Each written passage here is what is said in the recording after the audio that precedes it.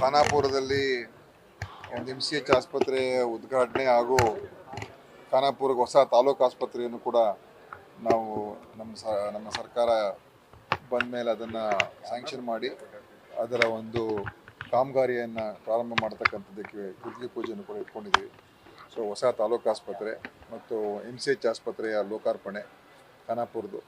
ಅದೇ ರೀತಿ ಅದಕ್ಕೆ ಮೊದಲು ನಾನು ಗೋಕಾಕ್ ಹೋಗಿ ಅಲ್ಲಿರುವಂಥ MCH ಆಸ್ಪತ್ರೆ ಕಾಮಗಾರಿ ಮತ್ತು ಉಳಿದ ಕೆಲವು ತಾಲೂಕು ಆಸ್ಪತ್ರೆ ಕೂಡ ಭೇಟಿ ಕೊಟ್ಟು ಸ್ವಲ್ಪ ವೀಕ್ಷಣೆಯನ್ನು ಕೂಡ ಮಾಡ್ತಾ ಇದ್ದೀವಿ.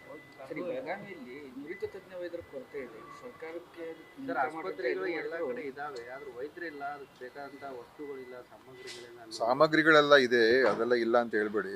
ಮತ್ತೆ ಅದೇನು ಇಲ್ಲದೆ ಹೋದ್ರೆ ಮತ್ತೆ ಹೆಂಗೆ ಆಸ್ಪತ್ರೆ ನಡೀತದೆ? ಆದರೆ ವೈದ್ಯರದ್ದು ಏನಂತ ಹೇಳಿದ್ರೆ ಈಗ ಏನು ಕೊರತೆ ಇದೆ ಅದನ್ನು ಈಗ ನಮ್ಮ ಎಲ್ಲ ಗ್ರಾಮೀಣ ಈ ಕಡ್ಡಾಯ ನೇಮಕಾತಿ ಏನಾಗ್ತಾ ಇದೆ, ಈಗ ಆ ಪ್ರೊಸೆಸ್ ನಡೀತಾ ಉಂಟು. ಸೊ ಎಲ್ಲ ಕಡೆ ಎಲ್ಲ ವೇಕೆನ್ಸಿಗಳನ್ನೆಲ್ಲ ಅದನ್ನು ಫಿಲಪ್ ಮಾಡ್ತೀವಿ ವೈದ್ಯರದೆಲ್ಲ. ಅದೇ ರೀತಿ ತಜ್ಞ ವೈದ್ಯರದು ಎಲ್ಲೆಲ್ಲಿ ಸಾಧ್ಯ ಆಗುತ್ತೆ ಅಲ್ಲೆಲ್ಲ ನೀವು ಕಾಂಟ್ರಾಕ್ಟ್ ಮೇಲೆ ತೊಗೊಳಕ್ಕೆ ಹೇಳಿದ್ದೀವಿ. ಆದರೆ ಅನೇಕ ಕಡೆ ನಮ್ಮ ಇರುವಂಥ ಒಂದು ವೇತನದ ಮೇಲೆ ಕಾಂಟ್ರಾಕ್ಟ್ ಅಮೌಂಟ್ಗೆ ಅನೇಕ ಕಡೆ ಬರ್ತಾ ಇಲ್ಲ. ಅದ್ರ ಬಗ್ಗೆ ನಾವು ಮತ್ತೆ ಇನ್ನೊಂದು ಬೇರೆ ಥರ ಚಿಂತನೆ ಮಾಡಬೇಕಾಗ್ತದೆ. ನಕಲಿ ವೈದ್ಯರ ಹಾವಳಿ ಮೊದಲಿಂದನೂ ಇದೆ. ನಾವು ಕೂಡ ಈಗ ಅದರ ಬಗ್ಗೆ ಕ್ರಮ ತಗೊಳ್ಳೋದಕ್ಕೆ ನಮ್ಮ ಅಧಿಕಾರಿಗಳು ಕೂಡ ಹೇಳಿದ್ದೀವಿ.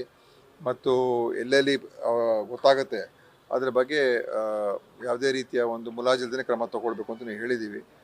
ಮೊನ್ನೆ ಕಾನೂನನ್ನು ಕೂಡ ನಾವು ಪಾಸ್ ಮಾಡಿದ್ದೀವಿ. ಮೊನ್ನೆ ಹೊಸ ಬಿಲ್ಲಲ್ಲೂ ಕೂಡ ಯಾರು ಈ ಕ್ವ್ಯಾಕ್ಸ್ ಅಂತ ಹೇಳ್ತೀವಿ, ಯಾರು ನಕಲಿ ವೈದ್ಯ ಅವ್ರು ಮಾಡ್ತಾರೆ ಅಂಥವ್ರ ಮೇಲೂ ಕೂಡ ಇನ್ನೂ ಕಠಿಣವಾದಂಥ ಕಾನೂನುಗಳು ಕೂಡ ಮಾಡಿದ್ದೀವಿ. ದೀಪಾವಳಿ ನಂತರ ರಾಜ್ಯದಲ್ಲಿ ಸರ್ಕಾರ ಪತನ ಆಗುತ್ತೆ ಅನ್ನೋ ನಿಟ್ಟಿನಲ್ಲಿ ಬಿಜೆಪಿ ನಾಯಕರು ನೋಡಿ, ಅವ್ರಿಗೆ ಸಹಿಸ್ಕೊಳ್ಳೋಕೆ ಆಗ್ತಾ ಇಲ್ಲ. ನಾವು ಇವತ್ತು ಒಂದು ಸ್ಥಿರ ಸರ್ಕಾರ ರಾಜ್ಯದಲ್ಲಿದೆ ಅಂತ ಸಹಿಸ್ಕೊಳ್ಳೋಕೆ ಆಗ್ತಾ ಇಲ್ಲ. ಒಂದು. ಎರಡನೇದು, BJP ಇಡೀ ದೇಶದಲ್ಲೇ ಅಸ್ಥಿರತೆಯನ್ನು ಹೆಚ್ಚು ಮಾಡೋದೇ ಅವ್ರದ್ದು ಒಂದು ಕಾರ್ಯಕ್ರಮ. ಸರ್ಕಾರಗಳನ್ನು ಬೀಳಿಸೋದು, ಸರ್ಕಾರಗಳನ್ನು ಒಡೆಯೋದು, ಪಕ್ಷಗಳನ್ನು ಒಡೆಯೋದು, ಈ ಆಪರೇಷನ್ ಕಮಲ ಅಂತ ಎಲ್ಲ ಮಾಡುವುದು, ಅದು ಹವ್ಯಾಸ ಆಗೋಗಿದೆ ಅವ್ರಿಗೆ. ಅದರಿಂದ ಅವ್ರಿಗೆ ಬರೀ ಇದೇ ಮಾತಾಡ್ಕೊಂಡು ಹೋಗ್ತಾ ಇದ್ದಾರೆ. ಕರ್ನಾಟಕಕ್ಕೆ ನ್ಯಾಯ ಕೊಡಿಸುವಂಥ ಕೆಲಸ ಕೇಂದ್ರದಿಂದ ಏನೂ ಮಾಡ್ತಾ ಇಲ್ಲ. BJP ಮುಖಂಡರುಗಳು ಯಾವುದೇ ಒಂದು ಕರ್ನಾಟಕಕ್ಕೆ ಬರಬೇಕಾಗಿರೋದು ಯೋಜನೆಗಳಾಗಲಿ ಅಥವಾ ಕಾರ್ಯಕ್ರಮಗಳಾಗಲಿ ಯಾವುದನ್ನು ಕೂಡ ತರೋದಕ್ಕೆ ಮುಂಚೂಣಿಯಲ್ಲಿ ನಿಂತ್ಕೊಂಡು ಕೆಲಸ ಮಾಡ್ತಾ ಇಲ್ಲ. ಅದ್ರ ಬದಲು ಕೇವಲ ಇದೇ ಗೊಂದಲ ಸೃಷ್ಟಿ ಮಾಡ್ತಕ್ಕಂಥ ಒಂದೇ ಒಂದು ಕೆಲಸದಲ್ಲಿ ಅವರೆಲ್ಲರೂ ಕೂಡ ಅದೇ ಮುಖ್ಯ ಕಾರ್ಯಕ್ರಮ ಆಗೋಗಿದೆ.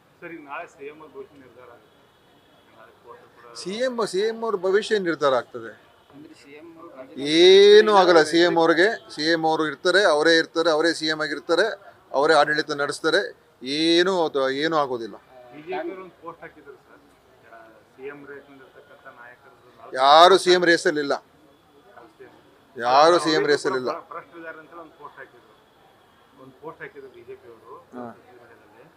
ಅವ್ರು ಸೋಷಿಯಲ್ ಮೀಡಿಯಾದಲ್ಲಿ ಏನೋ ಆಗ್ತಾ ಇರ್ತಾರೆ. ಅದೇನು ಅವರು BJP ಅವರು ಸುಳ್ಳಲ್ಲಿ ಹೇಳೋದ್ರಲ್ಲಿ ನಂಬರ್ 1 ಅಲ್ವಾ ಈ ದೇಶದಲ್ಲಿ? ಸುಳ್ಳು ಹೇಳೋದ್ರಲ್ಲಿ, ತಪ್ಪು ಸುದ್ದಿಗಳನ್ನು ಹೇಳೋದ್ರಲ್ಲಿ ಮತ್ತು ಪ್ರಚೋದನೆ ಮಾಡೋದ್ರಲ್ಲಿ ನಂಬರ್ 1 ಅಂತ ಹೇಳಿದ್ರೆ BJP. ಸೊ ಅವ್ರ ಮಾತಿಗೆ ನಾವು ಹೆಚ್ಚು ಆದ್ಯತೆ ಕೊಡಬಾರ್ದು. ಏನು ವ್ಯತಿರಿಕ್ತ ತೀರ್ಮಾನ? ಕೋರ್ಟಲ್ಲಿ ಇರುವಂಥದ್ದು ಇಷ್ಟೇ.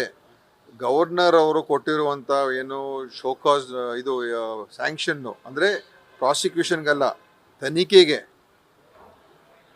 ತನಿಖೆ ಕೊಟ್ಟಿರುವಂಥ ಒಂದು ಏನು ಪರ್ಮಿಷನ್ನು ಅದು ಸರಿನೋ ಇಲ್ವೋ ಅಷ್ಟೇ ಇರೋದು ಕೋರ್ಟ್ ಮುಂದೆ. ತಪ್ಪು ಮಾಡಿದರೆ ಕ್ರಮ ಅದ್ರ ಬಗ್ಗೆ ಏನೂ ಇಲ್ಲ ಕೋರ್ಟ್ ಮುಂದೆ. ಮತ್ತು CM ಅವ್ರು ಯಾವ ತಪ್ಪು ಮಾಡಿಲ್ಲ, ಯಾವ ಅಧಿಕಾರ ದುರುಪಯೋಗ ಮಾಡಿಲ್ಲ, ಅವರ ಒಂದು ಯಾವುದೂ ಕೂಡ ಮಾಡಿಲ್ಲ ಅಂತ ನಮಗೆ 100ಕ್ಕೆ 100 ನಂಬಿಕೆ ಇದೆ, ವಿಶ್ವಾಸ ಇದೆ. ಮತ್ತು ಕೋರ್ಟಲ್ಲಿರುವಂಥದ್ದು ಅಷ್ಟೇ. ರಾಜ್ಯಪಾಲರು ಇವತ್ತು ಕೈಗೊಂಬೆಯಾಗಿ, ಕೇಂದ್ರ ಸರ್ಕಾರದ ಕೈಗೊಂಬೆ ಕೆಲಸ ಮಾಡ್ತಾಯಿದ್ದಾರೆ. ಒಂದು.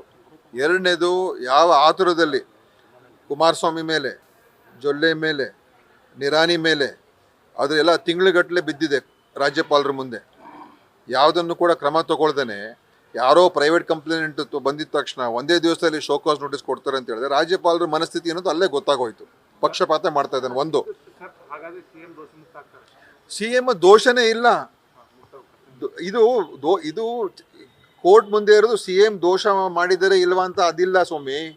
ಅಲ್ಲಿರುವಂಥದ್ದು ಇಷ್ಟೇ, ರಾಜ್ಯಪಾಲರು ಕೊಟ್ಟಿರುವಂಥ ಸ್ಯಾಂಕ್ಷನ್ನು ತನಿಖೆಗೆ, ಅದು ಪ್ರಾಸಿಕ್ಯೂಷನ್ಗೂ ಅಲ್ಲ, ಇನ್ವೆಸ್ಟಿಗೇಟ್ ಮಾಡೋದಕ್ಕೆ ಪರ್ಮಿಷನ್ ಕೊಟ್ಟಿರೋದು ಸರಿನೋ ಇಲ್ವೋ ಅಷ್ಟೇ ಇರೋದು.